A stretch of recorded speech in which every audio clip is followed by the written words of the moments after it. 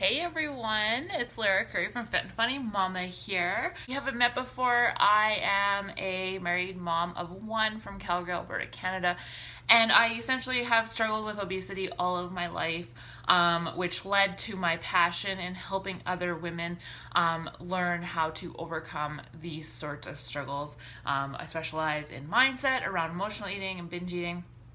As that is what I've struggled with. So today I wanted to share with you the number one step to overcoming emotional eating. The number one step to overcome emotional eating is as simple as making a decision. And I know that's not what you want to hear, right? There's nothing sexy about that. That's not some sort of magical, thing.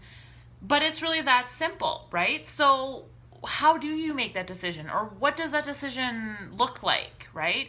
So essentially, it's a decision that you are no longer going to be comforted by food, that you are no longer going to use food for comfort. That's what the decision comes down to, because essentially that's what emotional eating is. We are turning to food to comfort us in some way. We're turning to food to help get over the boredom or to procrastinate something, ultimately making us feel a bit better about the fact that we're not doing what we know we should be doing in the moment, or you're turning to food out of anger or anxiety or stress. It is you make that decision that you are no longer going to allow food to be a source of comfort for you. You aren't going to allow it to comfort you.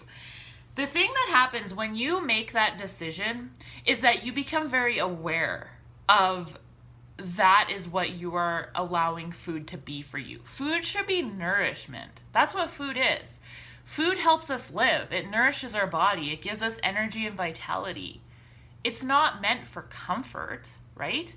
So just creating that awareness that that's what you're doing when you're emotional eating is you're comforting yourself with food, and deciding that you are not going to do that anymore, that you are no longer going to allow food to comfort you, right? So what you do then, because of course, if you have been using food as a comfort and as some sort of a crutch for any amount of time, that's easier said than done, to just be like, well, that's it, I'm not doing that anymore. So of course, I want to provide you some practical things that you need to find something to replace that with. So you need to find another comfort. You need to find another outlet. You need to find another thing to help you get through those moments of stress, or get through those moments of boredom or anxiety, or whatever it is that you find yourself turning to food for, right? So first, what you need to do is you need to create awareness around why are you turning to food? When are you turning to food? What are you feeling emotionally in those moments? What are you going through? What are you thinking? Create awareness around that. That's the catalyst to change. But all of this starts with that decision. So then you create awareness around it and you go, okay, when I get stressed out, that's when I turn to food. So then brainstorm some different ways that you can deal with the stress instead, right? You could go for a walk outside. You could do a quick 10-minute workout, 5 minutes even. Get up, get the blood flowing. That is a great way to deal with stress, because it gets clarity in your brain. When you are exercising, when you're getting that blood flowing, you have mental clarity, and that's a great way to deal with stress. It's a great release. Meditate. That's a great way to deal with stress as well. Do 5 minutes of yoga. It doesn't have to be anything big or complicated. I'm not saying like go work out for an hour, that's not realistic. But say that you would normally turn to food in that moment for like 5 minutes.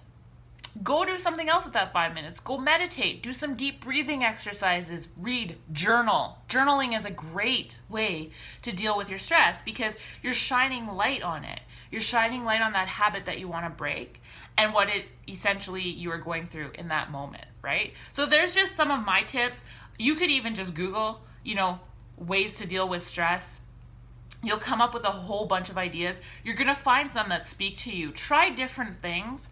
But essentially, you are going to need to realistically plan to replace the food with something else. It's not realistic to just be like, I'm going to stop stress eating.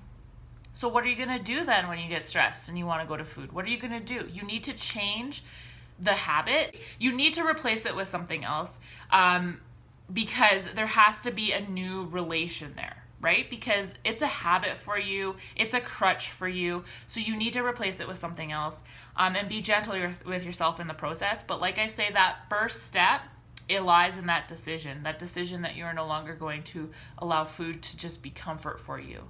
All right, guys, so I hope this was helpful for you. I appreciate all the support, and I will talk to you guys later.